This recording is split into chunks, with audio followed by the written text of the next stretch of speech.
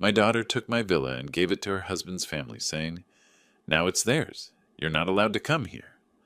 I smiled and nodded, hiding my anger, but when they came to move in, I prepared a surprise for them that they would never forget. They were shocked by what they saw. Betrayal turned into revenge, where justice struck from an unexpected direction, changing everything forever. Before we continue, please subscribe to the channel and let us know where you are listening in the comments.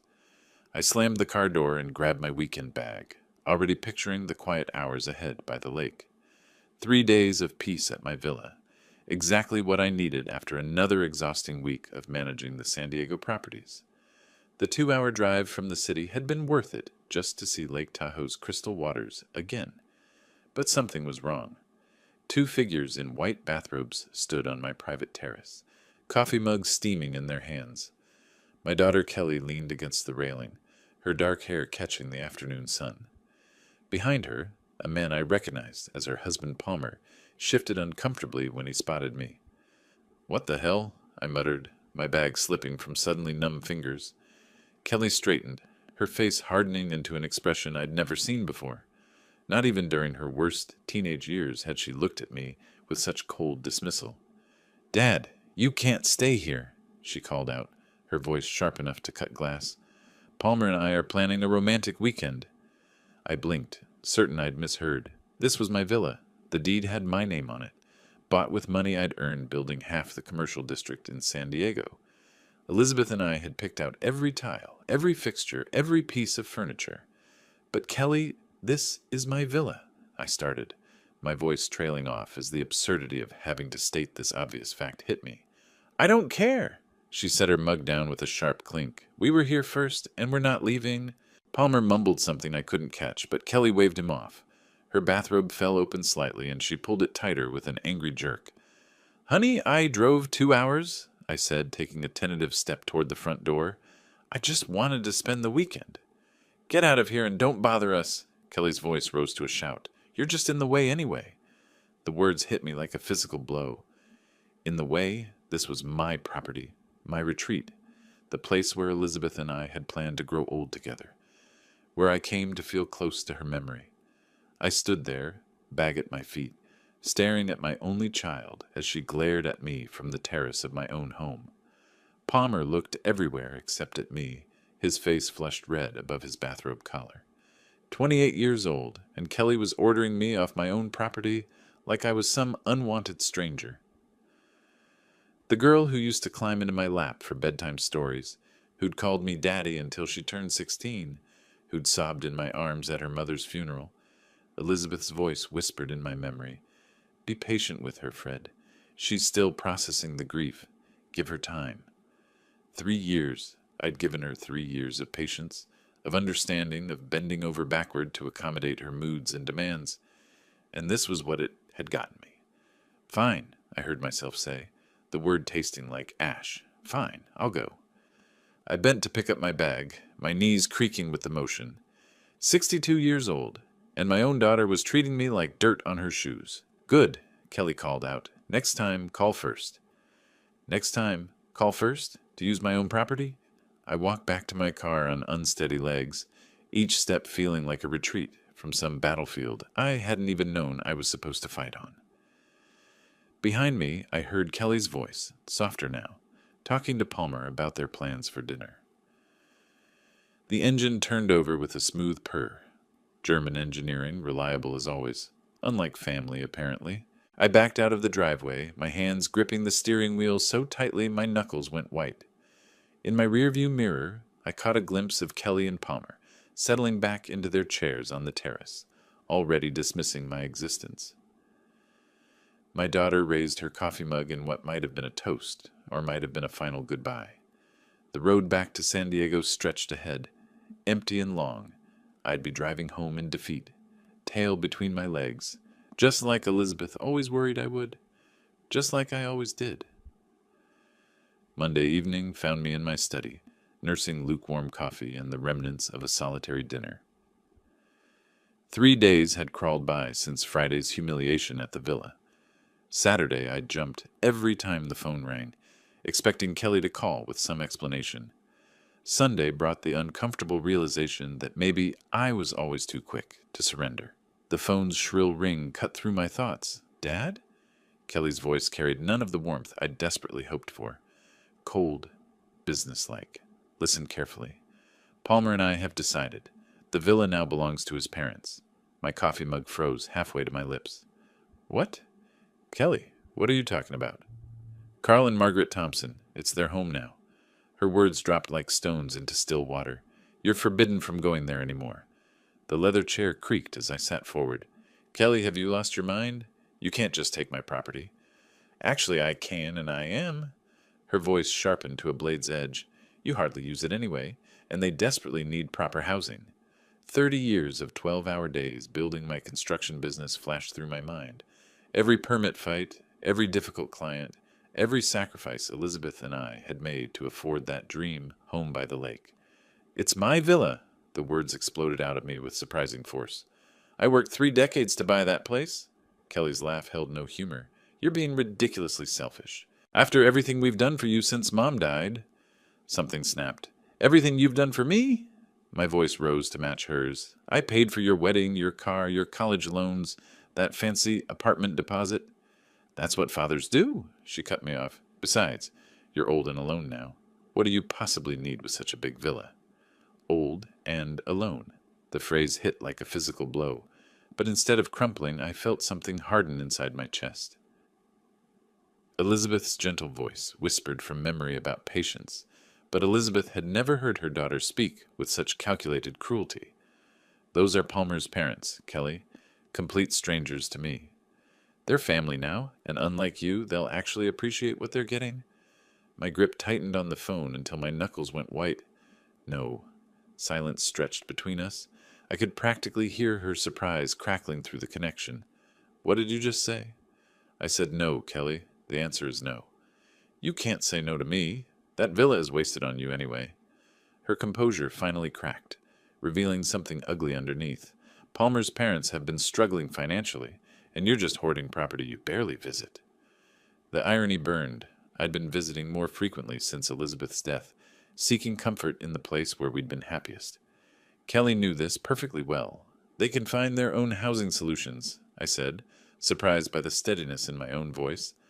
I can't believe how selfish you've become. Kelly's voice climbed toward hysteria.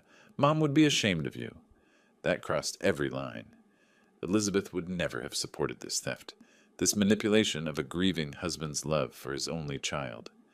Your mother would be horrified by what you've become, I said quietly. Kelly's intake of breath was audible. How dare you? I hung up. For the first time in 3 years, I had hung up on my daughter. The phone sat silent in my lap as my heart hammered against my ribs. Outside, San Diego's evening traffic hummed its familiar rhythm, but inside my study, everything had changed. The phone rang again immediately. Kelly's name flashed on the display. I turned it off. Sleep remained elusive that night. I sat in my leather chair until well past midnight, replaying every word of Kelly's outrageous demand. The silence in my study felt different now, not peaceful but charged with possibility. By morning, something fundamental had shifted inside me. Tuesday brought clarity with the sunrise. I made coffee, retrieved my laptop, and began researching property law with the methodical precision that had built my construction empire. California statutes, transfer requirements, documentation needs, information I'd learned decades ago but never imagined needing against my own daughter. The phone buzzed with text messages throughout the day. Kelly, of course. Dad, we need to talk about yesterday. Then, don't be stubborn about this. Finally, Palmer's parents are coming to see the villa this weekend. I deleted each message without responding. Wednesday morning, I drove to my attorney's office downtown. Marcus Chen had handled my business transactions for 15 years, a sharp mind wrapped in diplomatic courtesy. His corner office overlooked the harbor, floor-to-ceiling windows framing sailboats that danced across the bay. Fred. Marcus rose from behind his mahogany desk, extending a firm handshake. Good to see you. How can I help? I settled into the familiar client chair, the leather still creaking in exactly the same spot as always. I need to discuss property protection strategies. Marcus raised an eyebrow, but remained professionally neutral. Commercial or residential? Residential, the Lake Tahoe villa. I paused, choosing my words carefully. Someone is attempting to claim ownership rights they don't possess. Family member? The question hit like a diagnosis I wasn't ready to hear. Yes. Marcus nodded slowly, his expression growing more serious. That complicates things. Family disputes over property can get messy quickly. What are my options? Several. Marcus pulled out a legal pad, his pen already moving. First, we ensure your ownership documentation is ironclad. Second, we can establish additional protective measures. Trusts, LLC structures, whatever makes sense for your situation. How quickly? Depends on complexity. Basic documentation review. A few days. More sophisticated protection. 2 to 3 weeks. I thought about Kelly's text message. Palmer's parents coming this weekend. I may not have that long. Marcus set down his pen, studying my face with the intensity that made him excellent at reading clients and juries alike. Fred, is someone trying to force you off your own property? The question hung between us like an accusation. When I nodded, Marcus's professional demeanor hardened into something more personal. Then we start immediately. I'll need copies of all deeds, transfer documents, anything related to the property's ownership history. I can have everything to you by tomorrow morning. Good. Marcus made another note. And Fred? Document everything. Conversations, threats, attempts at coercion. Contemporary records matter in these situations. Threats. Coercion. That legal terms for what my daughter had tried to do to me. The elevator descended toward the parking garage, each floor marking my distance from the life I'd known just days ago. At the lobby level, my reflection caught in the polished steel doors. A man who looked older than his 62 years, but with something new in his eyes, determination. My phone rang as I reached the car. Kelly again. This time I answered. Finally! Her voice carried the sharp edge of someone accustomed to getting her way. We need to resolve this childish nonsense. The only nonsense, I said calmly, is your belief that you can steal my property. Steal? How dare you use that word with me? What would you call taking someone's home without permission? Kelly's pause lasted longer than usual. When she spoke again, her tone had shifted to something more calculated. Dad, Palmer's parents really are struggling financially. Margaret lost her job last month, and Carl's pension barely covers their rent. A manipulation technique I recognized from her teenage years. Appeal to sympathy when demands failed. That's unfortunate, but it doesn't give them rights to my villa. You could be generous. Show some family spirit. Like the family spirit you showed me Friday at the villa? Another pause. We were surprised to see you there. At my own property. You should have called first. The circular logic was dizzying. Kelly, I'm not giving anyone my villa. That's final. Fine! Her voice cracked like a whip. But Palmer's parents are still coming to look at it this Saturday. They've already made travel arrangements. The line went dead. I stood beside my car, phone still pressed to my ear, listening to the dial tone. Above me, San Diego's afternoon sky stretched endless in blue, the same sky that had watched me build everything I owned through decades of honest work. Saturday was 4 days away. The dial tone continued its mechanical hum, while I sat frozen in my leather chair, phone still pressed against my ear. Kelly's words echoed in the sudden silence. Palmer's parents are still coming to look at it this Saturday. Look at it, as if my villa were already theirs. Slowly, I lowered the phone and set it on the side table, next to my forgotten coffee mug. The liquid had gone cold hours ago, a thin film forming across its dark surface. Outside, San Diego's evening traffic provided its familiar soundtrack, but inside my study, everything felt different. How long had this been happening? When exactly had I stopped being Kelly's father and become her personal bank account? The memories came flooding back with painful clarity. Kelly's wedding 2 years ago, she'd called it needing help with expenses, but I'd written a check for $15,000 without even asking for a budget breakdown. The casual way she'd accepted it, like I was an ATM dispensing expected cash, rather than her father making a significant sacrifice. Then Palmer's car troubles, 8 months later. Dad, we really need reliable transportation, Kelly had said, her voice carrying that particular tone I'd learned, meant another request was coming. $25,000 for a brand new SUV, purchased and delivered within a week. Palmer had shaken my hand with enthusiasm, but Kelly had barely looked up from her phone when I'd handed over the keys. Elizabeth's voice whispered from memory. "Be patient with her, Fred. She's still processing losing me." But Elizabeth had been dead for 3 years now, and Kelly's processing had morphed into something else entirely. Something that looked suspiciously like calculated exploitation of a grieving father's desperate need to maintain connection with his only child. I stood up from my chair, legs stiff from sitting motionless for too long. My study walls displayed decades of business achievements, awards, photographs with clients, framed contracts from major construction projects, evidence of a man who'd built an empire through careful negotiation and strategic thinking. So why had I become such a pushover in my personal life? The answer sat in a silver frame on my desk. Elizabeth's photograph taken during our last vacation to the villa. She was laughing at something I'd said, her gray hair catching the Lake Tahoe sunlight. In the 3 years since her death, I'd said yes to every one of Kelly's demands, terrified that saying no might drive away the last family I had left. But family didn't steal from each other. Family didn't manipulate grief into financial opportunity. Kelly's graduate school expenses had totaled nearly $40,000 over 2 years. I'd paid every bill without question, even when she'd switched majors twice and extended her program. Her thank you calls had grown shorter and less frequent, eventually disappearing altogether except when she needed something else. Pattern recognition, a skill that had served me well in construction bidding wars and contract negotiations. Apply the same analytical approach to Kelly's behavior, and the pattern became crystal clear. Each request had been larger than the last. Each expression of gratitude had been smaller. Each interaction had felt more transactional, less personal. I'd thought I was being a good father. Instead, I'd been training her to see me as a resource, rather than a person. The wall clock chimed 8 o'clock, its sound sharp in the quiet room. Palmer's parents would arrive at my villa in 4 days, expecting to claim ownership of a property I'd spent 30 years earning. They'd probably brought measuring tape and furniture catalogs, already planning how to rearrange my life's work to suit their comfort. Elizabeth's advice about patience had been sound when Kelly was genuinely grieving, but grief didn't last 3 years. Grief didn't plot to steal property from the person who'd provided endless financial support.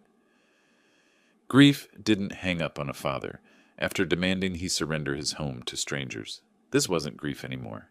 This was greed. I picked up Elizabeth's photograph, studying her familiar smile. She'd loved Kelly deeply, but she'd also been the disciplinarian in our household. Elizabeth would never have tolerated this level of disrespect, this casual dismissal of my rights and feelings. "What would you want me to do?" I asked her image quietly. The answer came immediately, in my own voice rather than hers. "Stop being a victim." Sleep proved impossible. I'd gone through my usual bedtime routine: shower, teeth, the sports section from Sunday's paper. But when my head hit the pillow at 11, my mind refused to quiet. Instead of sheep, I found myself counting days. Monday, April 28th, Tuesday the 29th, Wednesday, Thursday, Friday, Saturday, Sunday, May 4th. 6 days. By midnight, I'd abandoned any pretense of rest. Lying flat on my back, hands clasped behind my head, I stared at the ceiling and let my mind work the problem like I used to work construction contracts. Break down the components. Identify the critical path. Calculate resources and timeline. Kelly had made a crucial tactical error. She'd given me an exact deadline. In 30 years of project management, I'd learned that the client who reveals their timeline first usually loses the negotiation. Sunday, May 4th, meant she was working backward from some fixed constraint, probably Palmer's parents' moving schedule or lease expiration. The digital clock glowed 12:47 a.m. when the solution framework began forming. This wasn't about emotion anymore. This was about strategy, and strategy was something I understood. Every difficult client, every impossible deadline, every contractor who'd tried to squeeze me for extra money, they'd all taught me valuable lessons about human nature and leverage points. Rule 1. Never negotiate from desperation. Kelly assumed I was desperate to preserve our relationship, which had been true for 3 years, but desperate men don't hang up on their daughters. Desperate men don't hire attorneys. Rule 2. Information advantage wins deals. Kelly thought she knew everything about me, the grieving widower who couldn't say no to his daughter's demands. She had no idea about my conversation with Marcus Chen, no knowledge of the documentation review already underway. Rule 3. Timing determines everything.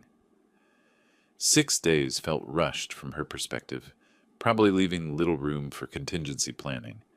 From my perspective, 6 days was plenty of time to prepare something elegant. I thought about Frank Morrison, the developer who'd tried to muscle me out of the Harbor District project back in '98. Morrison had used intimidation tactics, threatening legal action, spreading rumors about my company's reliability. Sound familiar? I'd let him think his strategies were working while quietly securing contracts with 3 of his biggest subcontractors. When his project timeline collapsed, I'd been ready with solutions. At premium rates, the parallel was almost perfect. Kelly thought she was pressuring me into surrender. Instead, she was giving me time to build the perfect trap. My phone buzzed with a text message. Kelly again, of course. Dad, Palmer's parents found a moving company for Sunday. Please don't make this harder than it needs to be. The presumption was breathtaking. She'd already arranged movers for my property. The sheer audacity actually impressed me from a business perspective. Always act as if the deal is already closed, even when you're bluffing. But I'd seen this move before. Tony Castellanos had tried the same tactic in 2003, showing up to my office with architectural plans for modifications to a property he didn't yet own. Tony had learned an expensive lesson about the difference between confidence and ownership rights. Kelly was about to learn the same lesson. I deleted her message and set the phone aside. My mind was clicking through possibilities now, the same methodical process I'd used to turn a small contracting business into a multi-million-dollar enterprise. Resources, timeline, desired outcome, acceptable risks. Resources, substantial financial assets, legal representation, 30 years of business relationships, and one crucial advantage Kelly didn't know about, my neighbor Derek's technical expertise. Derek owed me a favor from last winter when I'd helped him deal with a flooding issue in his basement. Timeline, 6 days to implement, Sunday execution. Desired outcome, complete reversal of Kelly's power position, not just stopping her theft, but ensuring she understood the consequences of treating me like a victim. The clock read 1:23 a.m. when I finally smiled in the darkness. Elizabeth used to say I had a ruthless streak that emerged when someone pushed me too far. She'd seen it with competitors who'd tried to undercut my bids through questionable tactics, with suppliers who'd attempted to breach contract terms. You're too nice 95% of the time, she'd told me once, but that other 5% is absolutely terrifying. Kelly had never seen that 5%. She was about to get a masterclass. By 2 in the morning, the basic framework was solid. Tomorrow I'd approach Derek about the technical aspects. Wednesday I'd finalize details with Marcus. Thursday and Friday for preparation and positioning. Saturday night, I'd drive up to Lake Tahoe one final time, as the accommodating father Kelly expected me to be. Sunday morning would bring a very different Fred Martinez to the villa, one she'd never met before. Tuesday morning brought the clarity that only decisive action can provide. I woke at 7 feeling more energized than I had in months, showered, made coffee, and walked over to Derek's house at exactly 9 o'clock. My neighbor answered the door in his usual work-from-home uniform, faded jeans and a Silicon Valley startup t-shirt. Behind wire-rimmed glasses, his eyes held the slightly unfocused look of someone who'd been staring at code for hours. "Fred, everything okay?" Derek stepped aside, gesturing me into his home office where 3 monitors displayed lines of programming text. "Actually, I need your help with a creative technical project." I settled into the chair beside his desk, noting the impressive array of gadgets and cables that filled every surface. Derek's eyebrows lifted with immediate interest. "What kind of project? You've definitely got my attention." "Home automation, something involving motion sensors, voice assistants, maybe some lighting effects." I paused, watching his reaction. A surprise for some unexpected guests. "Oh, this sounds fascinating." Derek swiveled his chair to face me fully, like a haunted house setup, smart home integration with theatrical elements. Close enough. Exactly. The kind of thing that would really make an impression. Derek's grin was infectious. Fred, this sounds like something from a horror movie. When do we start? 2 hours later, we were loading Derek's SUV with enough technology to outfit a small research facility. Motion detectors, programmable LED light strips, wireless speakers, hidden cameras, water flow controllers, and a tablet loaded with home automation software. The drive to Lake Tahoe flew by as Derek explained the possibilities. We can program cascading responses. Motion triggers lights. Lights trigger voice responses. Voice responses trigger water systems. The whole house becomes an interactive experience. How sophisticated can we make it? Sky's the limit. I'm thinking motion sensors in every room. Voice assistant programmed with custom messages. Lighting that responds to movement patterns. Derek was practically bouncing in his seat. We could even add facial recognition if you want to target specific guests. Interesting. Let's start with the basics and see how much time we have. We reached the villa just after noon. Derek whistled appreciatively as we pulled into the driveway. Beautiful place, Fred. Your mysterious guests are going to get quite a welcome. The installation process revealed Derek's true expertise. Within minutes, he'd mapped out sensor placement throughout the villa, identified optimal camera angles, and begun programming the tablet that would control everything. Motion detector here in the entryway, he explained, mounting a device no larger than a smoke alarm. The moment someone walks in, it triggers the living room lights to start this strobing pattern, while the voice assistant announces, "You are not the owners of this house. Leave immediately." And if they don't leave? Derek's eyes gleamed. Phase 2. Motion in the living room triggers every faucet and shower in the house to turn on full blast. Plus, the voice messages get more emphatic. We worked steadily through the afternoon. Derek ran cables behind baseboards, programmed response sequences, and tested each component with the precision of someone who genuinely loved technical challenges. I assisted where I could, amazed by the sophistication of what we were creating. The beauty of this system, Derek said, adjusting a hidden camera behind a bookshelf, is that it's completely legal. Motion-activated lighting, voice assistants, automated water systems, all standard smart home features, just creatively programmed. By 3 o'clock, every room contained at least 2 motion sensors connected to lighting effects that would strobe and flash in patterns Derek described as deeply unsettling. The voice assistant had been programmed with increasingly aggressive messages, triggered by continued motion detection. Water systems throughout the house would activate randomly after the initial motion trigger. Let's test it, Derek suggested, tablet in hand. Walk into the living room. I stepped through the entryway. Immediately, lights began flashing in a disorienting pattern, while the voice assistant proclaimed, "This property belongs to Fred Martinez. You are trespassing. Leave now." Derek appeared beside me, grinning broadly. "Keep moving around." After 30 seconds of continued motion, every light in the house began strobing, while the voice changed to, "Warning! Security system activated. Authorities have been notified. Vacate immediately." The sound of rushing water echoed from the kitchen and bathrooms as faucets turned on automatically. "Brilliant," I said, genuinely impressed. "Absolutely brilliant." Derek shut down the test sequence, looking enormously pleased with himself.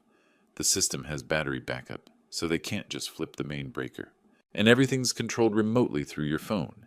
You can monitor the cameras, adjust settings, even activate manual overrides. As we packed up our tools, Derek's curiosity finally got the better of him. "So, when exactly are these mysterious guests arriving?" "Sunday morning. And they're really not expecting this?" I thought about Kelly's text message arranging movers for my property.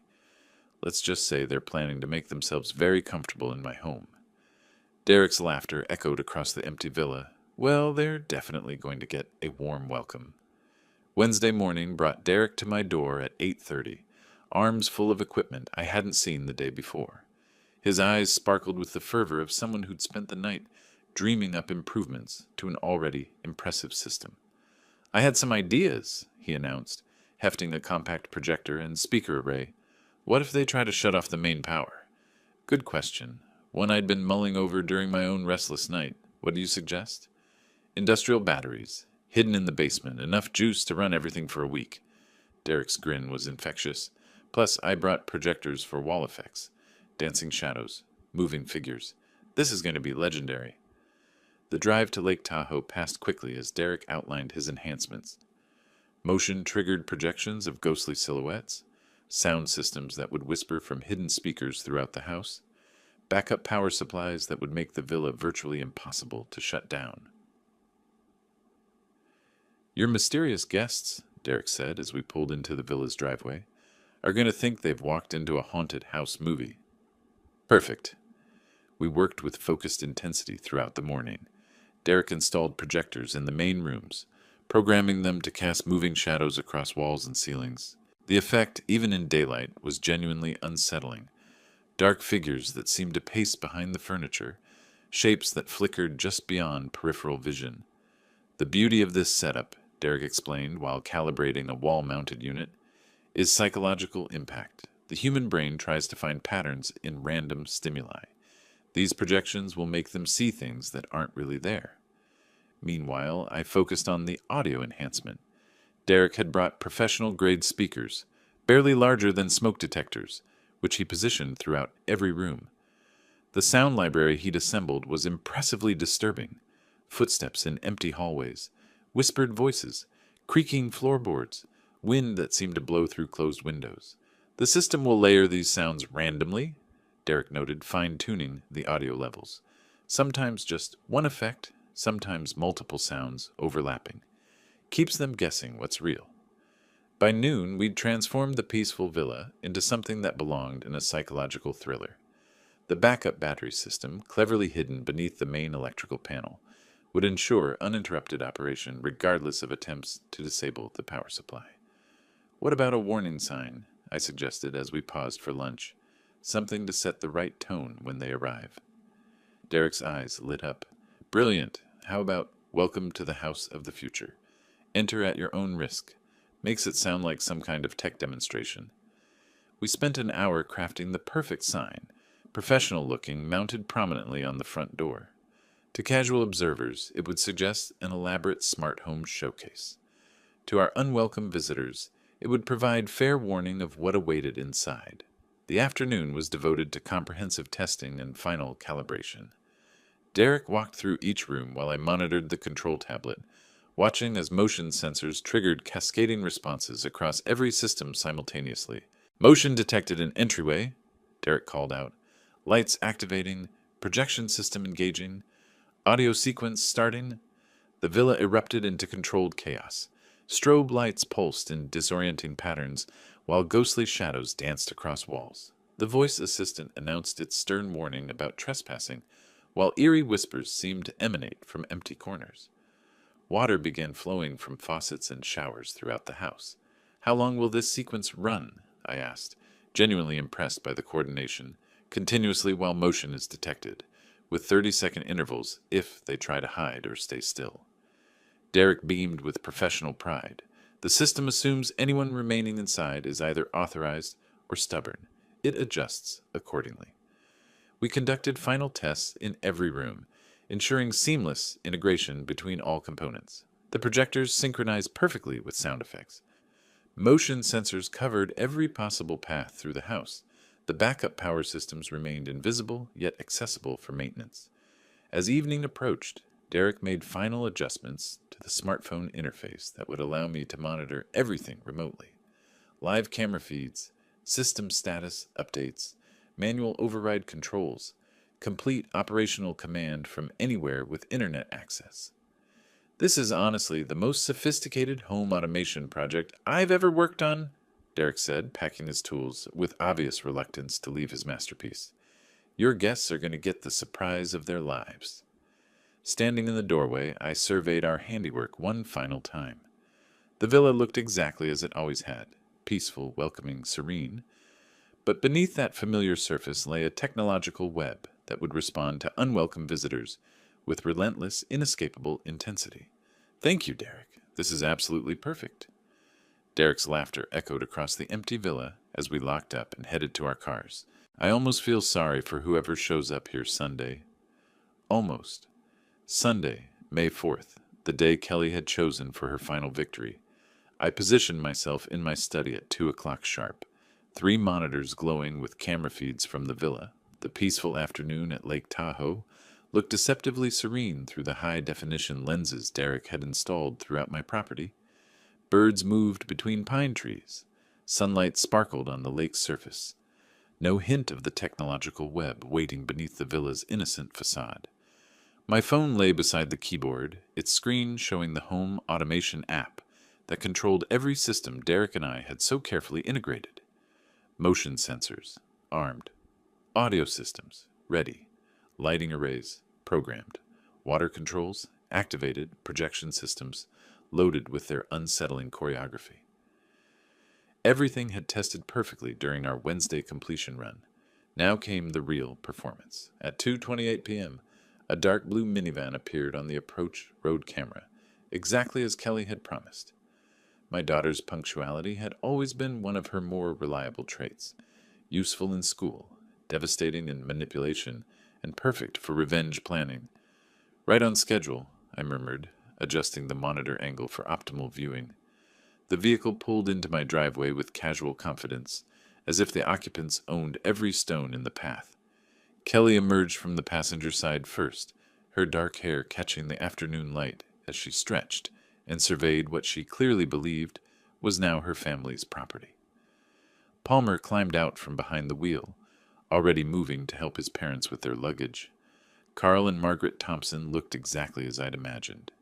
Retirement-aged, slightly weathered, but moving with the eager anticipation of people who'd just received an unexpected gift. Margaret clutched a large purse and what appeared to be house slippers, ready to make herself comfortable in someone else's home. They gathered at the back of the minivan, unloading suitcases and boxes with the efficiency of a permanent relocation.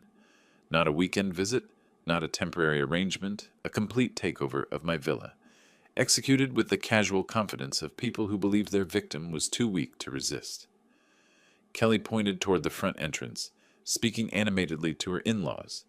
Even through the camera, her body language radiated triumph and authority. Palmer nodded along, occasionally glancing up at the villa's windows, as if mentally cataloging which rooms his parents might prefer. They approached my front door as a unified group, 4 people absolutely certain of their right to claim my property. Margaret walked slightly ahead of the others, her posture suggesting someone prepared to take charge of household arrangements immediately. Then they reached the warning sign.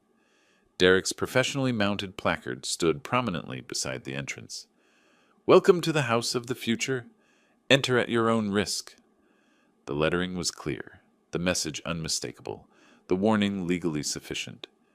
Margaret stopped first, her face darkening as she read the sign. Her voice carried clearly through the audio pickup Derek had positioned near the entrance. "What is this nonsense? Who put this ridiculous thing up?"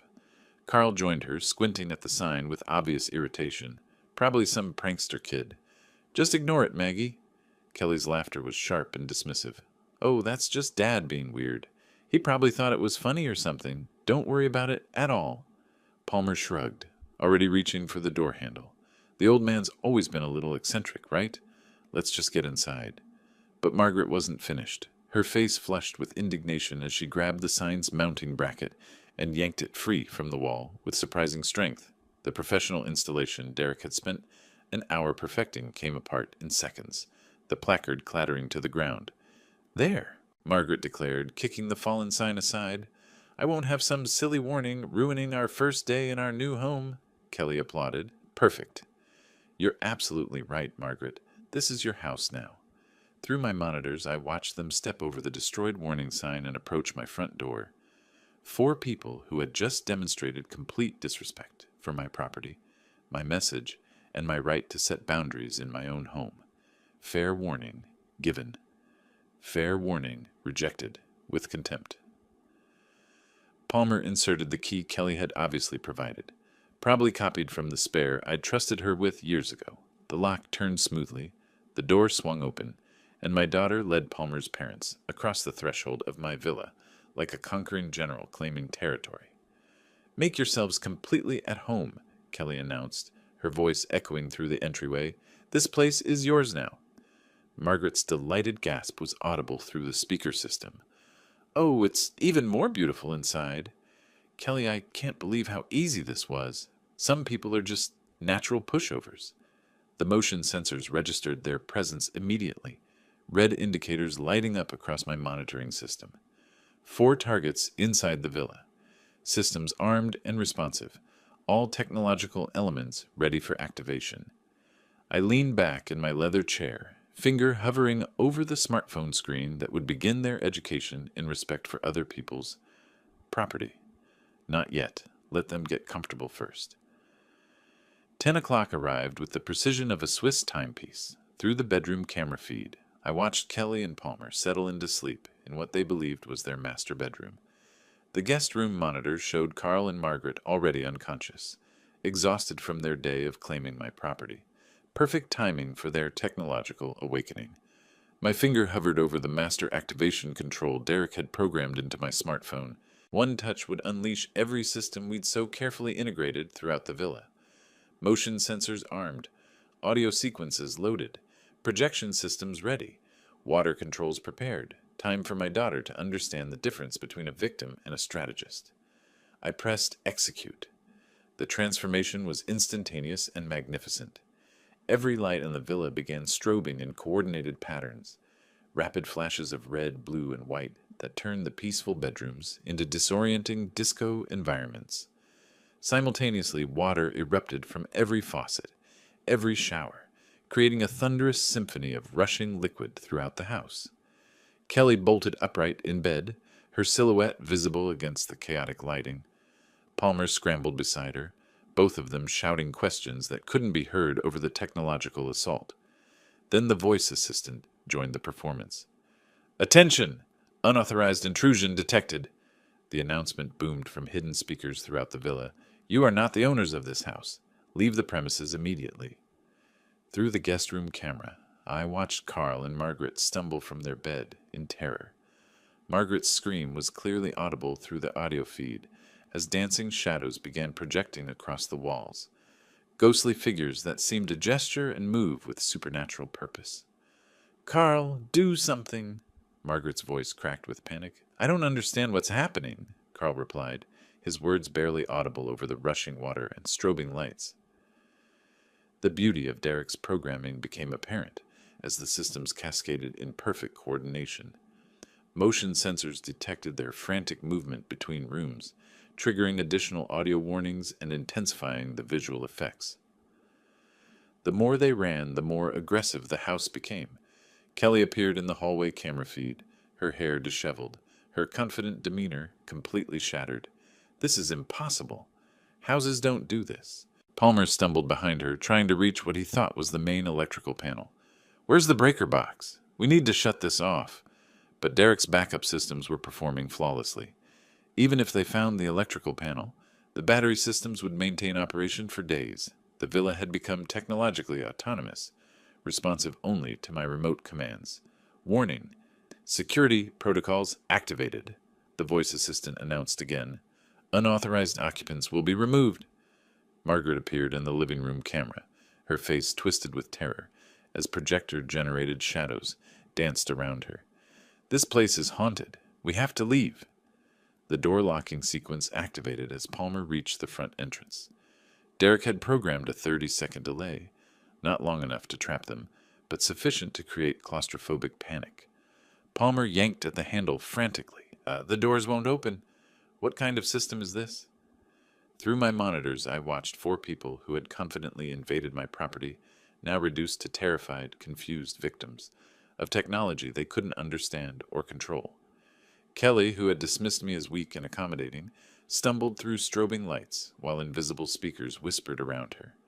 Palmer, who had planned to solve his parents' problems with my villa, couldn't even solve the mystery of a smart lock. The projection systems reached their program peak, filling every wall with moving figures that seemed to watch and follow their panicked movements. Combined with the surround sound effects, footsteps, creaking, wind that seemed to blow through closed windows, the villa had become a technological haunted house. Carl collapsed into a chair, his face pale in the flashing lights. "We need to get out of here right now." "I'm trying," Palmer shouted back, still struggling with the door controls. Exactly 6 hours after activation began, the automated sequence reached its crescendo. Every system operated simultaneously. Lights, water, sound, projections, and voice warnings, creating a sensory overload designed to overwhelm any rational thought process. Kelly stood in the center of the living room, turning in circles as shadows danced around her and water rushed from unseen sources. The confident woman who had ordered me off my own property now looked like a lost child in a technological nightmare. Dawn light began filtering through the windows as the door locks finally disengaged. Palmer yanked the entrance open, and all four of them stumbled toward the exit in complete psychological defeat. My phone began ringing as they reached their minivan. Kelly's name appeared on the display. The phone rang at exactly 7:30, cutting through the peaceful morning silence of my study. Kelly's name glowed on the display, and I allowed myself a small smile before answering with carefully measured concern. "Kelly?" "Good morning, sweetheart. How was your night at the villa?" Her response shattered the morning calm like breaking glass. "What did you do, you sick, twisted old man?" Her voice crackled with hysteria and exhaustion. "Margaret and Carl are traumatized. They're barely coherent." I adjusted my tone to express gentle confusion. "Kelly, what are you talking about? What happened up there?" "Don't you dare play innocent with me." Each word trembled with rage. The house went completely insane. Lights flashing everywhere, water pouring from every faucet, voices screaming at us to leave. Fascinating. Derek's coordination had worked even better than anticipated. "That sounds absolutely terrifying," I replied, allowing genuine concern to creep into my voice. "Did you call someone for help?" "We called the police." Kelly's voice cracked. "They came out at 6 this morning, searched everything, found nothing wrong. They said it was probably just some kind of technical malfunction." "Perfect. The beauty of smart home technology, completely legal, utterly deniable." "Well, that's a relief," I said reasonably. "At least you know there wasn't any real danger." "Real danger?" Kelly's scream was so loud I had to hold the phone away from my ear. "We didn't sleep for 8 hours. Carl collapsed twice. Margaret won't stop crying." I made sympathetic clicking sounds. "I'm so sorry you had such a frightening experience. These modern electronic systems can be very unpredictable." "Stop mocking us." The desperation in her voice was almost musical. "This wasn't some random malfunction, and we both know it." "Kelly, I'm genuinely concerned about you. You sound extremely stressed." I paused, then added with perfectly calibrated innocence, "Maybe the house just doesn't like strangers staying there?" The silence stretched for 10 seconds. When Kelly spoke again, her voice had dropped to a dangerous whisper. "I know this was you. Somehow, some way, you orchestrated this whole nightmare." "Me?" I laughed gently. "Kelly, I was here in San Diego all night. How could I possibly control systems at the villa from 200 miles away? You're some kind of tech genius now, is that it?" Actually, Derek was the tech genius, but I saw no reason to enlighten her about my collaborative advantages. "Sweetheart, I can barely operate my television remote. You know that." Kelly's breathing grew ragged as she grappled with the impossibilities of proving her suspicions. "The police said everything appeared to be functioning normally when they arrived." "There you go. Must have been a power surge or something." "A power surge that lasted 8 hours, that created voices and moving shadows." I allowed a note of gentle concern to enter my voice. "Kelly, are you sure you didn't imagine some of these things? Stress can cause hallucinations, you know." "Hallucinations?" The word exploded from her throat. 4 people had the same hallucinations simultaneously? Group hysteria is a documented psychological phenomenon. Kelly's strangled sob was clearly audible through the connection. For 3 years, I'd been the one making desperate phone calls, begging for understanding, receiving dismissive responses. The symmetry was deeply satisfying. "We're never coming back," she declared, trying to inject strength into her shaking voice. "Never. The villa is yours. We don't want anything to do with that cursed place." "That's probably wise," I agreed mildly. "Sometimes houses develop personalities, especially when they feel their boundaries have been violated." "You can't get away with this. Somehow we'll prove it was you." "Prove what, exactly? That you had a bad night involving what the police determined was a technical malfunction?" Kelly's silence stretched long enough that I wondered if the call had dropped. When she finally spoke, her voice carried the hollow quality of complete defeat. I underestimated you. You underestimated a lot of things, Kelly. This isn't over. Actually, I said quietly, I think it is. You got exactly what you asked for. A night in my villa. I hope the experience was educational. The line went dead. I sat back in my leather chair, setting the phone gently on my desk beside the still glowing monitors that showed the empty villa. 8 years of construction experience had taught me that the most elegant solutions were often the simplest ones. Kelly had wanted to take my property through psychological manipulation and emotional terrorism. I'd simply returned the favor using superior technology and strategic patience. The phone began ringing again almost immediately. Kelly's name on the display, I turned it off. Tuesday morning brought confirmation of my strategic predictions. Through the villa's camera system, I watched Palmer's rental truck pull into the driveway at 10 o'clock sharp, loaded with locksmith equipment and a confident expression that wouldn't last long. From my study in San Diego, I observed him approach the front door with professional tools, clearly believing that changing a few locks would solve their villa problem. The locksmith Palmer had hired looked skeptical, even before examining Derek's integrated security system. Within 30 minutes, both men stood scratching their heads in obvious confusion. "These aren't regular locks, sir," the locksmith's voice carried clearly through the audio pickup. "They're integrated smart home systems, biometric scanners, wireless connectivity, backup power supplies." Palmer's face darkened as he studied the sophisticated hardware. "Can't you just replace them anyway?" "Not without reprogramming the entire security network." The locksmith packed his tools with the efficiency of someone eager to leave. "That's way beyond my scope. You'd need a tech specialist who understands home automation systems." And Derek Collins was the only such specialist within 200 miles who had intimate knowledge of this particular installation. I made a mental note to thank him again for his thorough work. Palmer stood alone in my villa's entryway. After the locksmith drove away, his shoulders sagging with the weight of technical defeat. Through the camera, I watched him kick futilely at the doorframe before returning to his truck for the long drive back to San Diego. The rest of my Tuesday passed in pleasant anticipation. Kelly would receive Palmer's failure report around 4 o'clock. By evening, desperation would drive them to my doorstep for a final confrontation. 30 years of managing construction projects had taught me to recognize when opponents realized they were outmaneuvered. 8 o'clock brought the sound of car doors slamming in my driveway. Through the window, I observed Kelly and Palmer approaching my front door with the aggressive posture of people who had exhausted rational options. Kelly's first knock rattled the doorframe. "Open up! We need to talk." I opened the door calmly, noting Kelly's flushed face and Palmer's clenched fists. "Good evening. How was your day?" "Cut the innocent act." Kelly pushed past me into my entryway. "Palmer couldn't change the locks because you've turned the villa into some kind of high-tech fortress."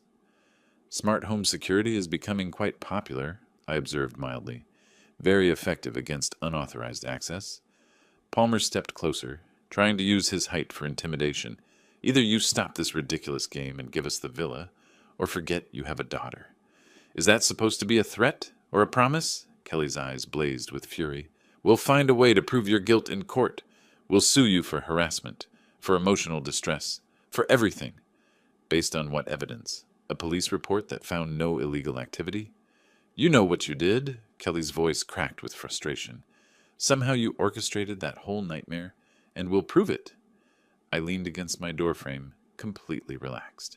"Prove that you experienced what the police determined was a technical malfunction?" "Good luck with that." Palmer tried a different approach. "Look, Fred, be reasonable. You're old and alone. What do you really need with such a big villa?" The exact words Kelly had used during our phone confrontation. They really had no original material. Interesting perspective from people who tried to steal my property without permission. Kelly's control finally snapped completely. "Fine. You want to play hardball? You'll never see any grandchildren. When I have kids, they'll never know their grandfather existed. You'll die alone and forgotten, just like Mom." The cruelty of invoking Elizabeth's memory should have wounded me. 3 years ago, it would have sent me into tearful apologies and desperate bargaining. Now it simply confirmed what I'd already concluded about my daughter's character, the same way you forgot to ask permission before giving away my villa. This isn't over! Kelly's voice rose to a shriek. We'll destroy you. We'll ruin your reputation, turn everyone against you. By the time we're finished, you'll wish you'd just given us the villa. Palmer nodded aggressively. She's right. We have friends, connections. We'll make your life miserable. I studied their faces with clinical detachment. Kelly, the daughter I'd raised and sacrificed for, now promising to destroy me for refusing to surrender my life's work. Palmer, the son-in-law I'd welcomed into the family, threatening social warfare because his parents couldn't steal my home. Are you quite finished? Kelly stepped closer, her face twisted with malice. We're just getting started. You have no idea what we're capable of. Actually, I had a very clear idea. Their capabilities extended to psychological manipulation, theft attempts, and vicious personal attacks. But they'd already deployed every weapon in their arsenal, and I remained standing. More importantly, they'd just provided all the justification I needed for the final solution I'd been contemplating since yesterday's phone call. Well, I said quietly, I suppose we'll see who's more capable.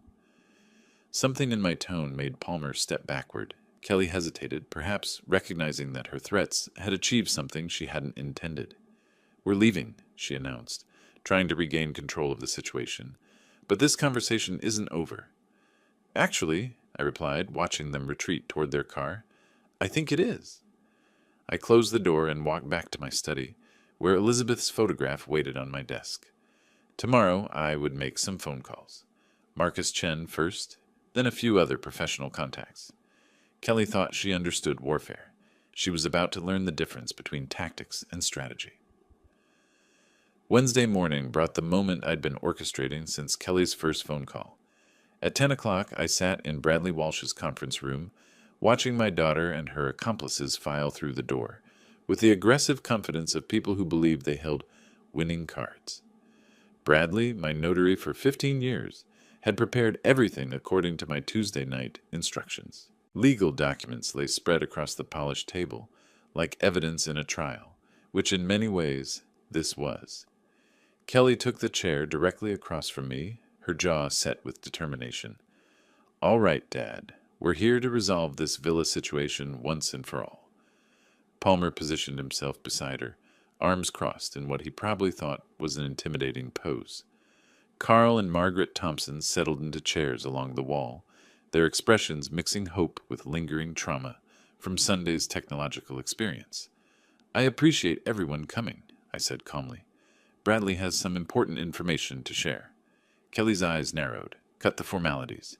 We want the villa transferred to Palmer's parents immediately. No more games, no more delays. Actually, I replied, I'm afraid that's impossible. Palmer leaned forward aggressively. Nothing's impossible if you just sign the papers. We've been patient long enough. You misunderstand. I gestured to Bradley, who cleared his throat with professional precision. I no longer own the villa. The silence stretched for 10 seconds. Kelly's face began changing color. What exactly does that mean? Palmer demanded. Bradley opened the top folder on his desk. Mr. Martinez transferred ownership of the Lake Tahoe property to the Second Chance Foundation for Homeless Assistance. The transfer was completed Monday morning and is completely legal. Kelly's voice cracked like breaking glass. That's impossible. You had no right. I had every right to transfer property I owned, I said quietly. Everything is legally documented and irreversible. Palmer's confident posture collapsed. But we had an agreement. Kelly said the villa was ours. Bradley's professional tone never wavered. Mr. Martinez can only transfer property he actually owns. The foundation owns the villa now. Kelly shot to her feet, her chair scraping against the floor. You can't do this to us. We need that villa. You tried to steal it, I observed. This seemed like a more appropriate solution. Margaret Thompson's voice wavered with confusion. What does this mean for us? Where will we live? You'll have to make other arrangements, I said, just as you expected me to do when you tried to evict me from my own property. Kelly's hands trembled as she gripped the table edge. This is just spite. Pure revenge. This is justice. I met her eyes steadily. And it's permanent. Palmer's face had gone ashen as the financial implications hit him. Our plans, our future, we counted on that villa to solve our problems. Perhaps you should have asked permission before making those plans. Bradley spread additional documents across the table. The charitable transfer includes a lifetime usage clause for Mr. Martinez as the donor. He retains full access to the property until his death. Then nothing changes for you. Kelly's voice climbed toward hysteria. You still get to use it. Everything changes, I corrected. You no longer have any claim to it, ever. Carl Thompson spoke for the first time, his voice small and confused. So we get nothing? After everything? After attempting to steal my property through psychological manipulation and threats? That's correct. Kelly sank back into her chair, the fight draining from her face as the reality settled in. When did you do this?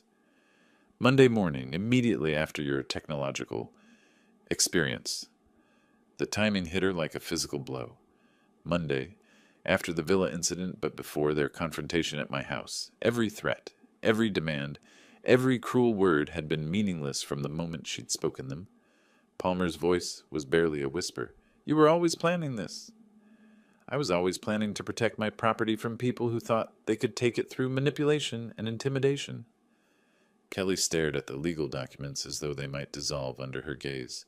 The charity thing? That's just a trick, right? Some way to maintain control?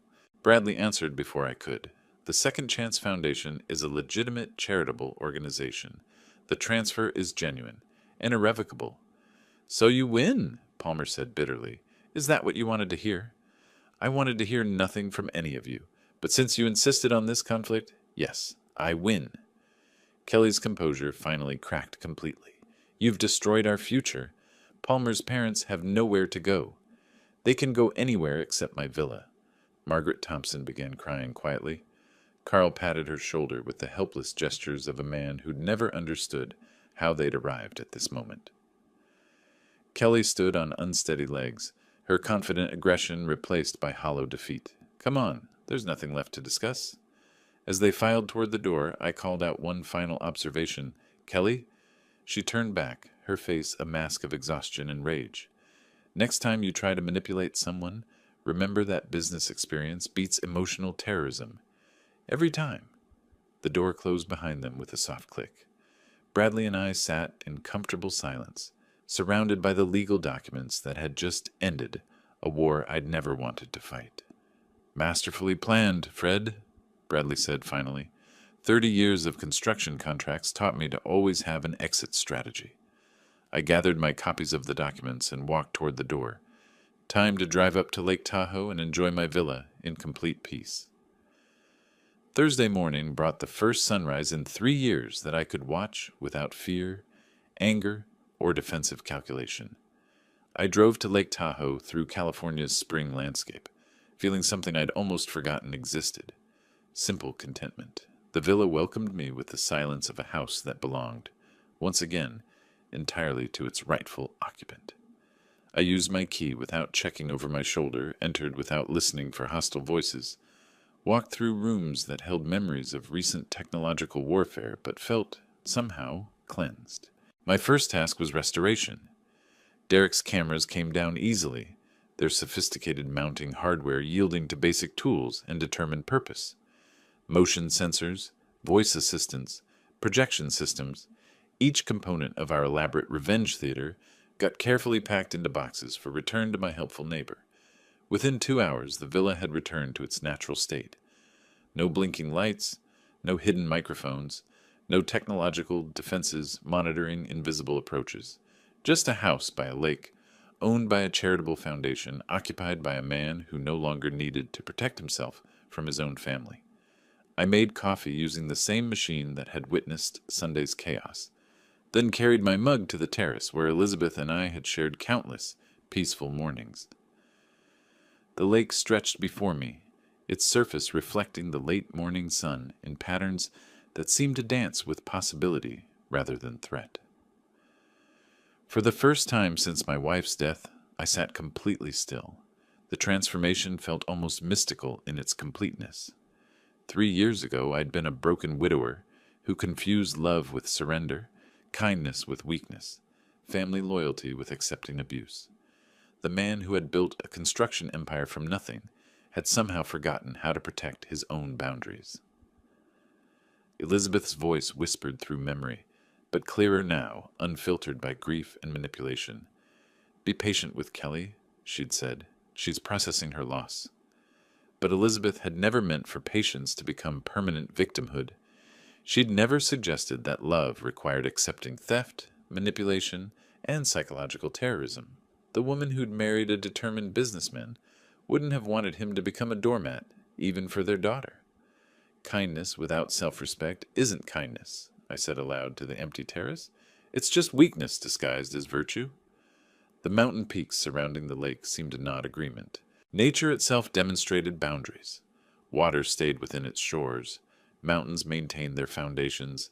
Seasons changed according to their own rhythms, regardless of human demands. Kelly had spent 3 years testing my boundaries, discovering they could be moved, dissolved, ignored entirely. Each successful manipulation had taught her that love meant capitulation, that family ties guaranteed unlimited access to everything I owned or earned. I'd taught her that lesson through my own behavior. Every check I'd written, every demand I'd accepted, every time I'd chosen temporary peace over lasting respect. The technological revenge had been satisfying but ultimately unnecessary. The real victory was simpler and more permanent. Learning to say no. Learning that protecting myself wasn't cruelty but health. Learning that some relationships cannot survive the introduction of genuine boundaries. My phone had remained silent for 24 hours. No frantic calls from Kelly, no threats from Palmer, no desperate attempts to find loopholes in the charitable transfer. They'd finally understood what I'd discovered in Bradley's office. The war was over, and they had lost completely. But more important than their defeat was my recovery. The grieving widower who had mistaken exploitation for love was gone. In his place sat a man who remembered his own worth, who understood that genuine kindness required strength, not weakness. Elizabeth would have been proud, not of the revenge, perhaps, but of the self-respect, of the man who had rediscovered that protecting himself was an act of love. Love for her memory, love for his own dignity, love for the possibility that relationships built on mutual respect might still exist somewhere in his future. The afternoon sun warmed my face as I finished my coffee and considered the strange mathematics of family. Kelly had calculated that emotional manipulation plus financial pressure would equal permanent access to my assets. She'd never considered that trauma plus time plus strategic thinking might equal a father who finally learned to protect himself. Lake Tahoe's eternal calm reflected a truth I was finally ready to accept. Some battles end not with reconciliation, but with the understanding that peace requires distance. Some love expresses itself through boundaries rather than surrender. For the first time in 3 years, I felt like myself again.